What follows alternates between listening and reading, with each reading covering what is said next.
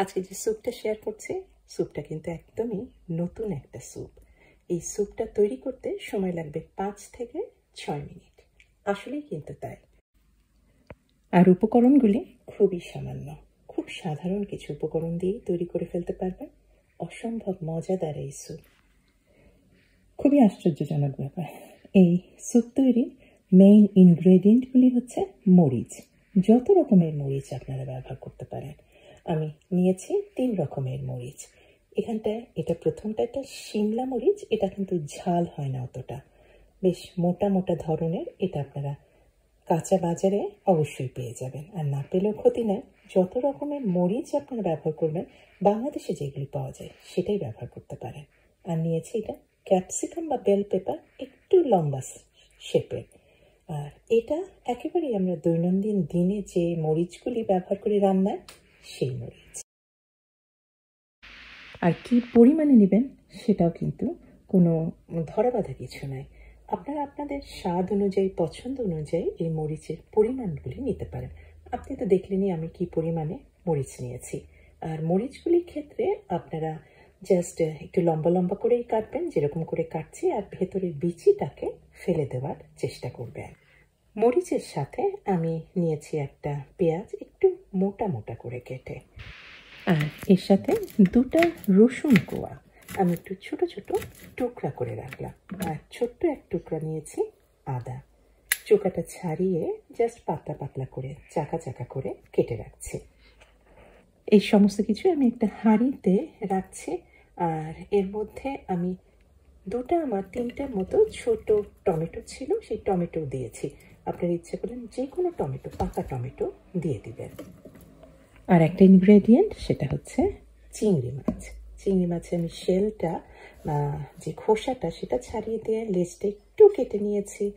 আর ভেতরের যে শিরাটা আছে, কালো রঙের শিরাটা, সেটা আমি টুথপিক দিয়ে লেজের কাছে একটু ফুটা করে টান দিলেই দেখবেন যে খুব সহজেই সেটা বার হয়ে আসছে। এভাবেই আমি চিংড়ি মাছও নিয়েছি প্রায় 6-7টার মতো। চিংড়ি মাছগুলিও সব সবজির উপরে দিয়ে দিলাম, আর দিয়ে দিয়েছি স্বাদ অনুযায়ী লবণ। লবণটা একটু কম দিবেন এখন, পরে লবণটা অ্যাডজাস্ট করে নেব। আর দিয়েছি পানি। পানিটার ক্ষেত্রে ধরেন আপনারা 2 গ্লাসের মতো দিলাম, আমি এখানে দিয়েছি 2 গ্লাসের মতো। এটাই এখন জাস্ট ঢেকে আমি এই সমস্ত সবজি, চিংড়ি প্রায় রান্না করব 3 মিনিটের মতো। 3 মিনিটের মধ্যে দেখবেন যে সম্পূর্ণ কিন্তু এই মরিচগুলি তো সেদ্ধ হয়ে গেছে, চিংড়িও তো রান্না হতে কোনো সময়ই লাগে না। এখন দিয়ে দিলাম সামান্য কিছুটা মাখন। আপনারা কিন্তু ঘিও ব্যবহার করতে পারেন। এখন যে কাজটা করতে হবে, আর একটা ইনগ্রেডিয়েন্ট, এটা মাস্ট, এটাই দিতেই হবে। আমি গ্রেট করা পনির দিয়েছি। এখানটাই সবচেয়ে ভালো হয় আপনার যে স্লাইস পনিরের যে স্লাইসগুলি পাওয়া যায়, সেইগুলি যদি এখানে ব্যবহার করেন, সেগুলি বেশ ক্রিমি, ফলে স্যুপটা কিন্তু একটু ক্রিমি ধরনের হয়। আমি যে পনিরটা দিয়েছি এখানে, এটার মধ্যেও যথেষ্ট তেল আছে। এটা একটা নরম একটা চিজ, এটাতেও কিন্তু স্যুপটা খুব ভালো হবে। একটা পনিরই শুধু দেবেন না, সেটা হচ্ছে মজ্জারেলা। মজ্জারেলা আসলে ঠিক গলে না, এটা একদম আঠালোর মতো হয়ে থাকে। এটা একেবারে স্যুপের মতো একেবারে সম্পূর্ণ মিশে যাবে না পানির মধ্যে, এই জন্য মজ্জারেলাটা শুধু দেবেন না। আর পরিমাণ নিজের পছন্দ মতোই দেবেন।